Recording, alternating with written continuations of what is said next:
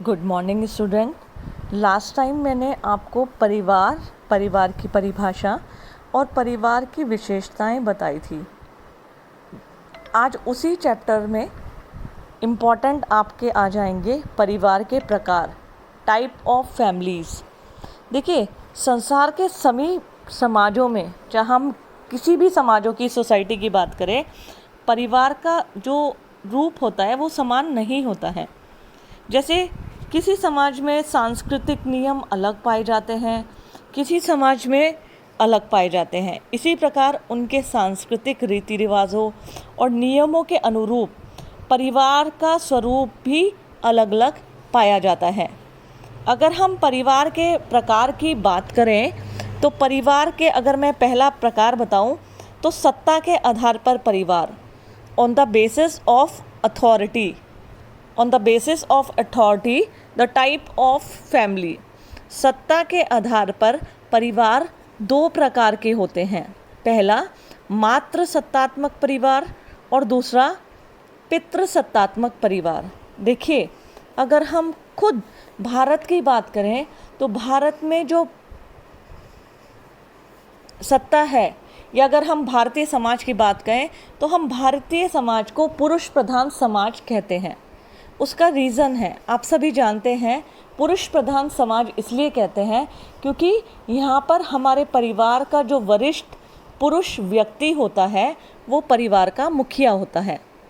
परिवार के समस्त बागडोर वरिष्ठ पुरुष के हाथ में होती है और जो संपत्ति का हस्तांतरण भी होता है वो पिता से पुत्र के बीच में होता है। देखा जाए, संविधान में हमें संपत्ति का उत्तराधिकार अधिनियम 1956 दिया गया है और ये कहा गया है कि हिंदू संपत्ति पर महिला पुरुष का समान अधिकार है। लेकिन अगर हम व्यवहारिकता की बात करें तो जो संपत्ति हस्तांतरित होती है वो पिता से पुत्र के बीच देखी जाती है, संपत्ति का हस्तांतरण।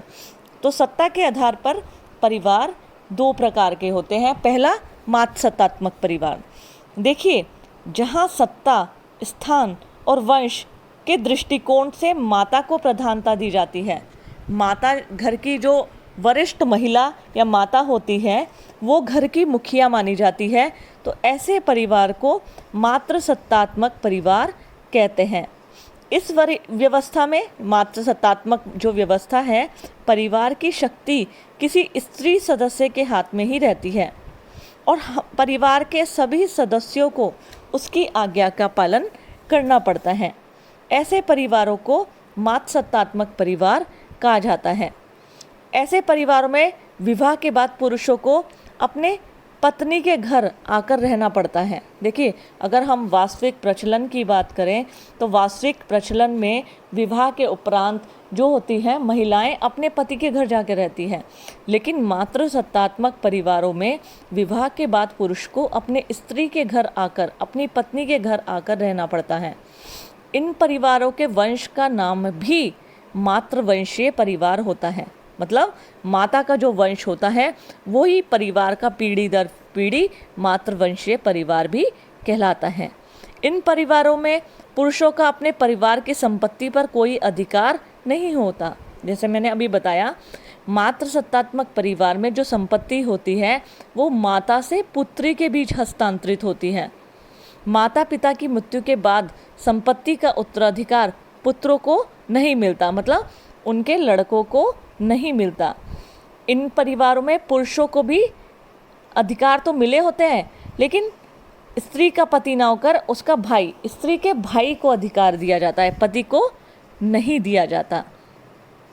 साथ ही साथ घर में महिलाओं को, खासतौर पे बेटियों को, इस संपत्ति पर अधिकार दिए जाते हैं।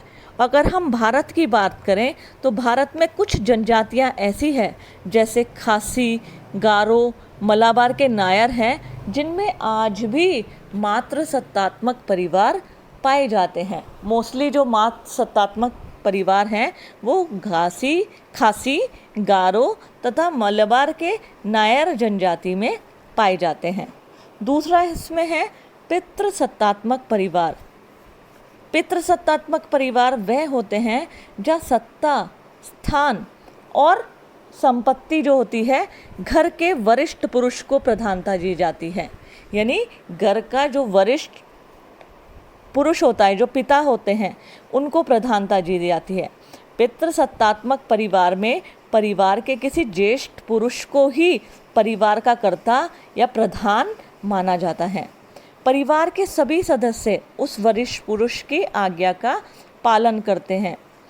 यहाँ पर क्या होता है, विवाह के उपरांत स्त्रियां अपने पति के साथ उसके घर पर आकर रहती हैं।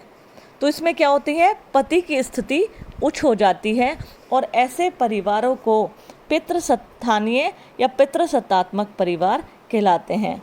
वंश जो और परंपरा जो होती है इसमें वो पिता से पुत्र के बीच होती है, और ऐसे ही जो संपत्ति का हस्तांतरण होता है वो पिता से पुत्रों के बीच होता है। तो ऐसे परिवार को हम क्या कहते हैं, पितृसत्तात्मक परिवार। तो अगर हम देखें पहला सत्ता के आधार पर, तो सत्ता के आधार पर परिवार दो प्रकार के होते हैं। पहला मातृसत्तात्मक परिवार और दूसरा पितृसत्तात्मक परिवार। अब आता है स्टूडेंट संगठन के आकार के आधार पर परिवार। संगठन मतलब ऑर्गेनाइजेशन। अगर हम संगठन के आकार के आधार पर परिवारों की बात करें तो इसमें आते हैं केंद्रीय परिवार, संयुक्त परिवार, विस्तृत परिवार और मिश्रित परिवार। देखिए, संगठन मतलब इसमें खास तौर पर मैटर करती है सदस्यों की संख्या। बहुत ज़्यादा मुश्किल नहीं है कि सदस्यों की संख्या के आधार पर परिवार के कौन कौन से प्रकार हैं। तो सदस्यों की संख्या के आधार पर अगर हम परिवार की बात करें तो पहला है केंद्रीय परिवार, जिसे हम कहते हैं न्यूक्लियर फैमिली। अगर हम वर्तमान की बात करें तो ऐसे परिवार की संख्या आज के युग में सबसे अधिक है। एकांकी परिवार अथवा जो केंद्रीय परिवार हैं वो हमें कहाँ से विरासत में मिले हैं। आज जो ये बढ़ता हुआ औद्योगिकरण है, नगरीकरण है और जो शहरीकरण है, जो लोग शहरों की ओर पलायन कर रहे हैं, उन्होंने इस परिवार की स्थिति को और ऊंचा कर दिया है। मतलब इन परिवारों की संख्या में वृद्धि होती जा रही है। लोग क्या करते हैं, अपनी पति पत्नी और अविवाहित संतानों के साथ स्वतंत्र रूप से रहने लगते हैं। वास्तव में न्यूक्लियर फैमिली किसे कहते हैं, केंद्रीय परिवार, जिसमें पति पत्नी और उनकी अविवाहित संतानें एक साथ एक छत के नीचे निवास करती हैं। ऐसे परिवार जो होते हैं, इनका संगठन जो ऑर्गेनाइजेशन होता है वो बहुत सरल होता है। इनकी प्रकृति बहुत सरल होती है। आकार की बात करें तो आकार में ऐसे परिवार बहुत छोटे होते हैं। इनमें सदस्य संख्या 3, 4, 5, 6 इतनी तक सीमित रहती है। जैसे ही बच्चे जो बड़े हो जाते हैं, उनका विवाह हो जाता है, तो वे दूसरे परिवार में जाकर रहने लगते हैं। तो ये परिवार जो होते हैं आकार में छोटे होते हैं। पति पत्नी और इनकी अविवाहित संतानों से निर्मित परिवारों को हम कहते हैं केंद्रीय परिवार या न्यूक्लियर फैमिली। नेक्स्ट, अगर हम संगठन के आधार पर परिवार की बात करें तो नेक्स्ट आता है संयुक्त परिवार।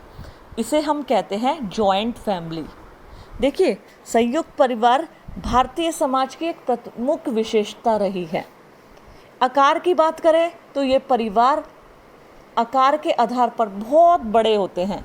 कहीं कहीं तो 100-150 तक सदस्यों की संख्या के आधार पर संयुक्त परिवार पाए जाते हैं। हमारे प्राचीन भारत में जो परिवार का प्रमुख प्रकार था वो संयुक्त परिवार ही प्रचलन में रहा था।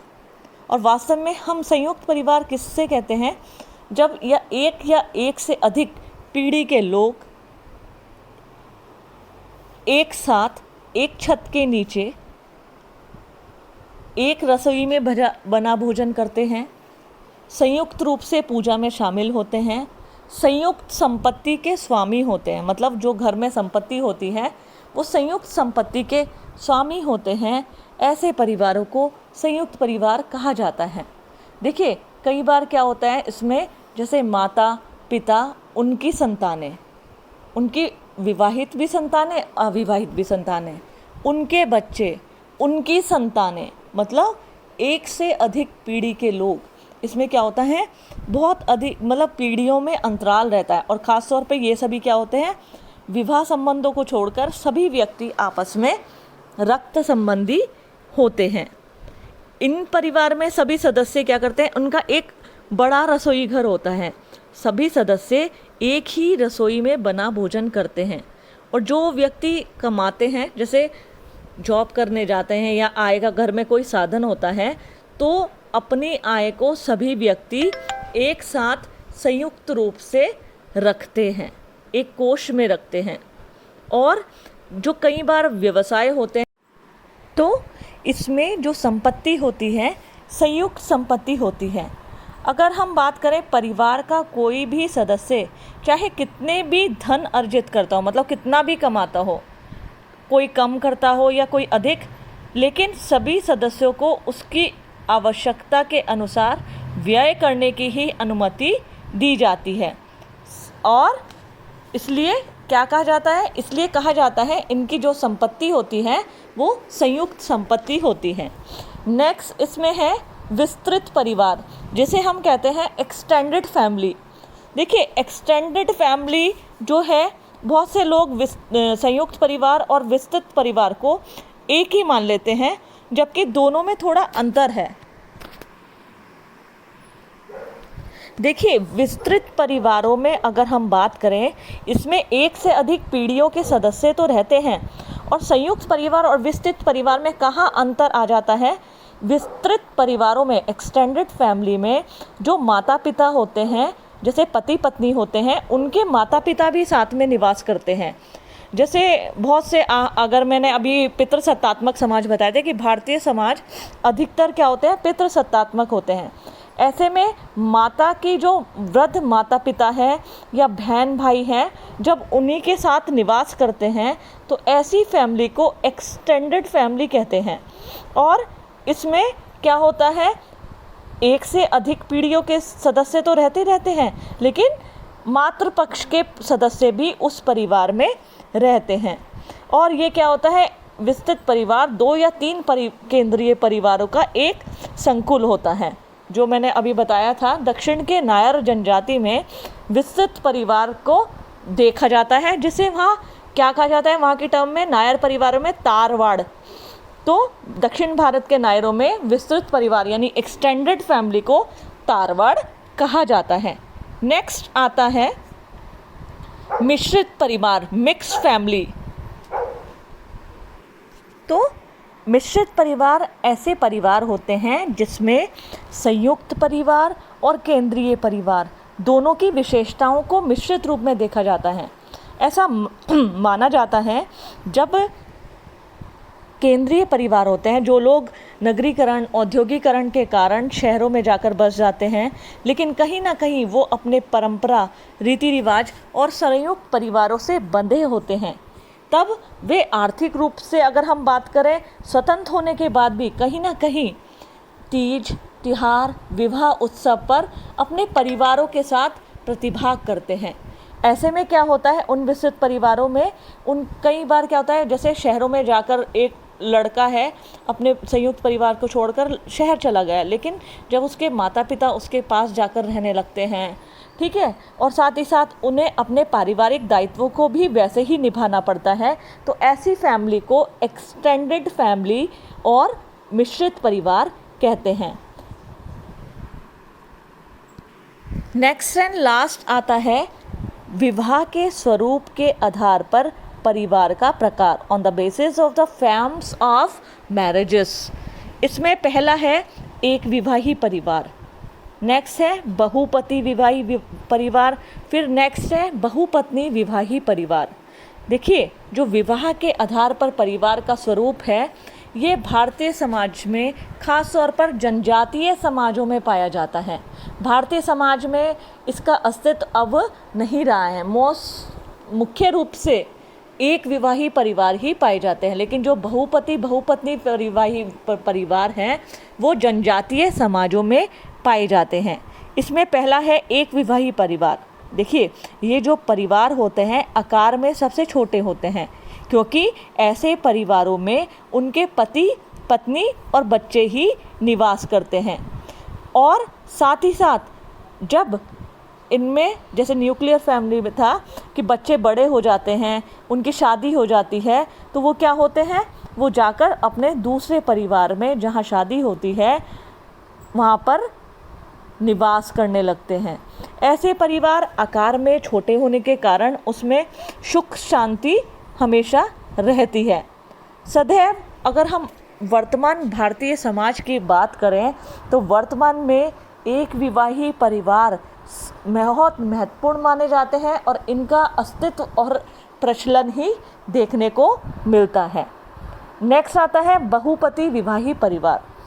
ये जो फैमिली होती है बहुपति विवाही परिवार, जब एक स्त्री अनेक पुरुषों से विवाह करके परिवार की स्थापना करती है और ख़ास तौर पर जब विवाह भाई भाई से किया जाता है, सभी व्यक्ति भाई होते हैं, तो ऐसे परिवारों को बहुपति विवाही परिवार कहा जाता है। मैंने अभी बताया था, ऐसे परिवारों का अस्तित्व भारतीय समाज में सिर्फ जनजातियों में देखने को मिलता है। जैसे भारत की जो जनजाति है टोडा, खस और नायर आदि जनजातियाँ, ऐसे परिवारों में बहुपति विवाही परिवार पाए जाते हैं।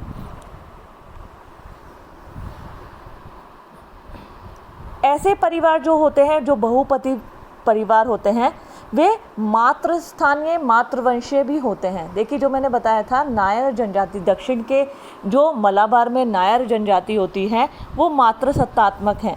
मैंने सत्ता के आधार पर जब परिवारों की बात बताई थी तो बताया था कि उस नायर जनजाति में जो होती है घर की मुखिया, घर की वरिष्ठ महिला मानी जाती हैं।